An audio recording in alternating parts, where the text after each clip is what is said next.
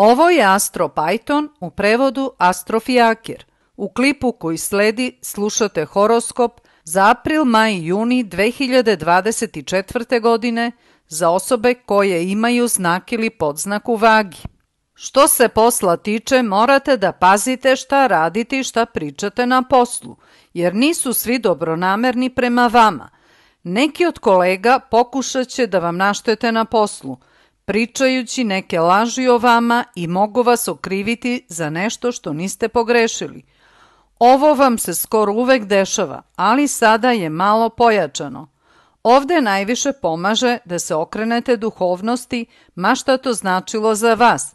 Recimo, da praktikujete molitvu, post, jogu, meditaciju, jer samo tako možete prevazići i rešiti ove probleme na poslu. Sada je potrebno više da radite, što može značiti da ćete dobiti unapređenje, pa ćete imati više obaveza. Znači, savet za vas bi bio: radite, ćutite i molite se, jer proći će, kao i sve u životu.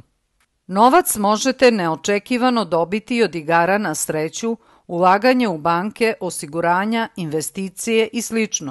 I možete iznenada dobiti stipendiju ako ste student. A ovo je vreme kada se isplati da ulažete u banke, osiguranja ili da trgujete sa tuđim novcem. Možete dobiti nasleđe, unovčiti već dobiveno ili dogovoriti se u vezi podele imovine i tome slično.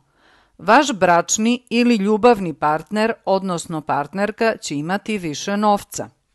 Imaćete jaka predosećanja i jaku intuiciju, kao i proširenje svesti, a to vam se dešava unazad par godina. Nemojte se plašiti tih vaših iznenadnih spoznaja. Prihvatite to. Slušajte taj svoj tihi unutrašnji glas, jer to je glas vaše intuicije koja je sada nepogrešiva. Ako vi ne sledite svoju intuiciju, onda ćete jednostavno ugušiti taj instinkt u sebi. Interesuje vas sve što je neobično, pa i psihologija, astrologija, magija, vidovitost, odnosno ezoterija.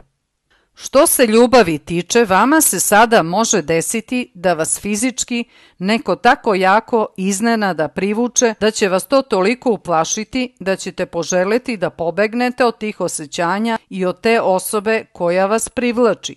Ljubav vam se može desiti pod nekim čudnim okolnostima i da bude kao na filmu. Samo proverite da li je ta osoba slobodna, jer se može desiti da je već u braku ili da vam kaže da se upravo razvodi.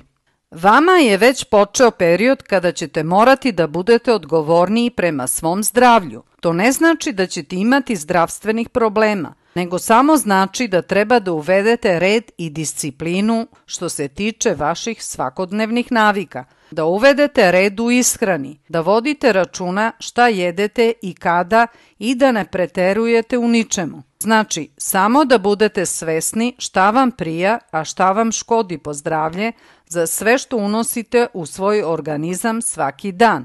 Isto se odnosi i za sve što pijete.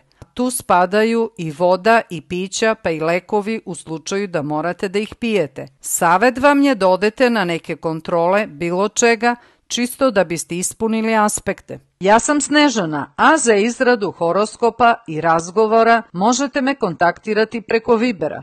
Moj telefon je 00389 7555 8066.